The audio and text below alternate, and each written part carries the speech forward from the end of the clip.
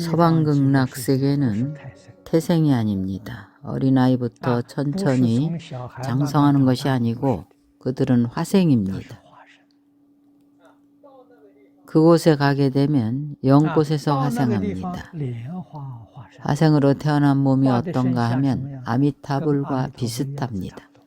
그곳은 평등한 법입니다.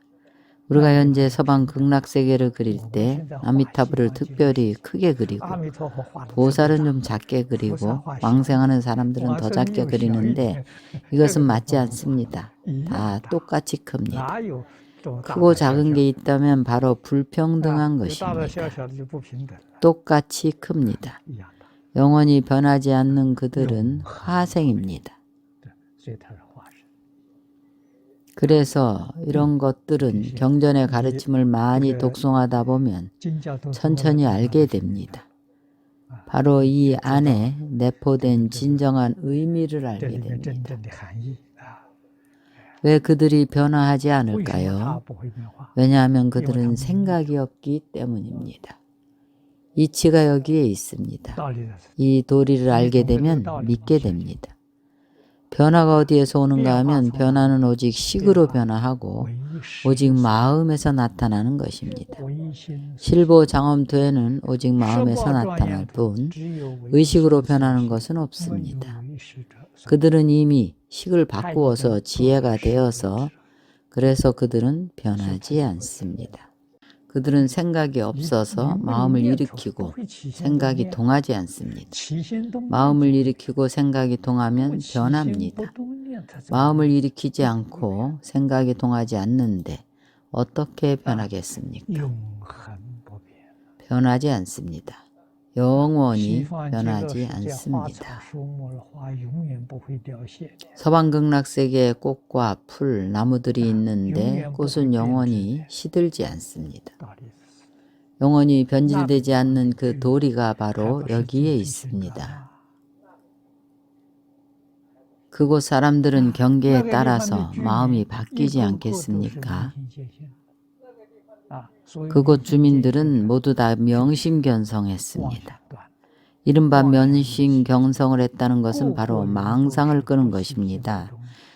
망상이 바로 마음을 일으키고 생각이 동하는 것입니다. 각 사람마다 모두 마음도 동함이 없고 생각이 동함도 없는데 어찌 분별 집착이 있겠습니까? 바로 이러한 도리입니다. 우리는 알기 때문에 바로 인정합니다. 이 세상은 진짜이고 이것은 거짓이 아닙니다.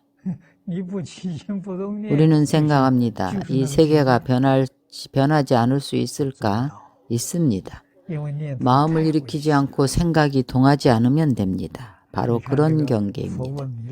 그러나 할 수 없습니다. 왜냐하면 생각이 너무 미세하기 때문입니다.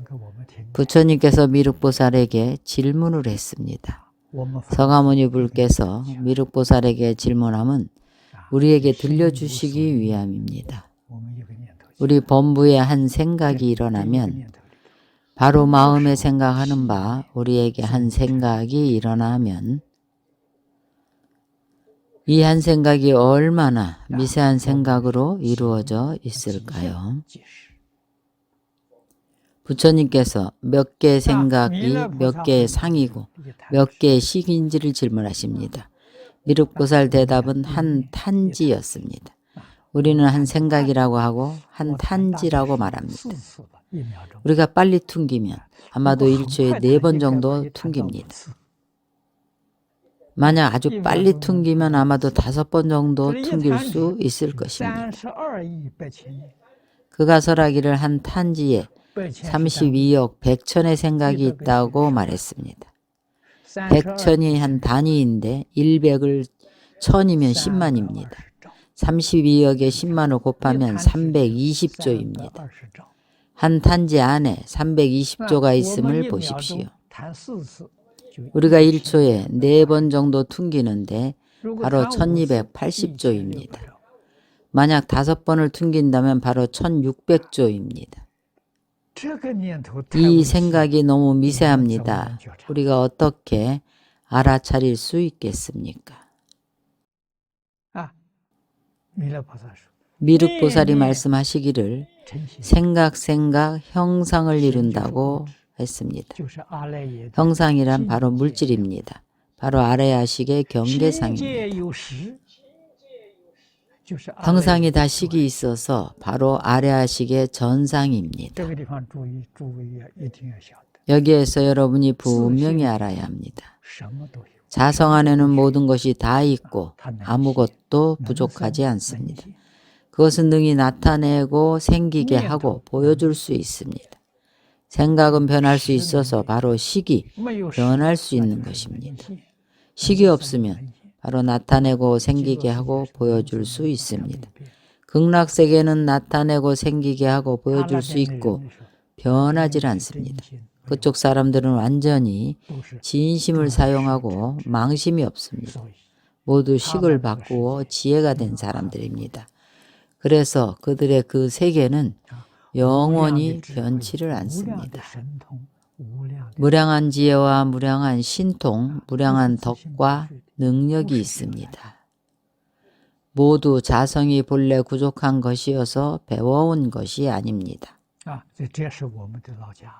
이것이 우리의 본가인데 이것이 구경에 도달한 것인가 하면 아닙니다. 진정으로 근원에 돌아가면 상적광토입니다. 상적광토 안에는 물질현상과 정신현상이 없습니다. 그래야만 자성으로 회귀한 것입니다.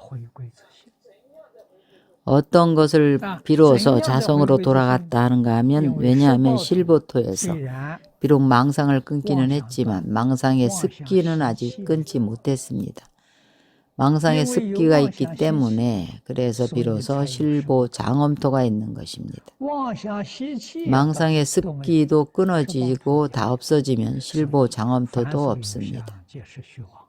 그래서 범소유상 계시허망이라고 합니다. 실보 장엄토도 예외는 없습니다. 실보 장엄토는 예외라고 불경에서 설한 곳은 없습니다. 실보토도 진실한 경계는 아닙니다. 진실한 경계는 상적광입니다.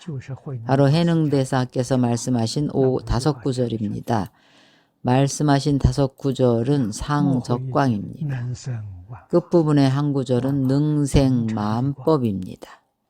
만법은 상적광으로부터이고 상적광은 생겨나게 하고 나타낼 수가 있습니다.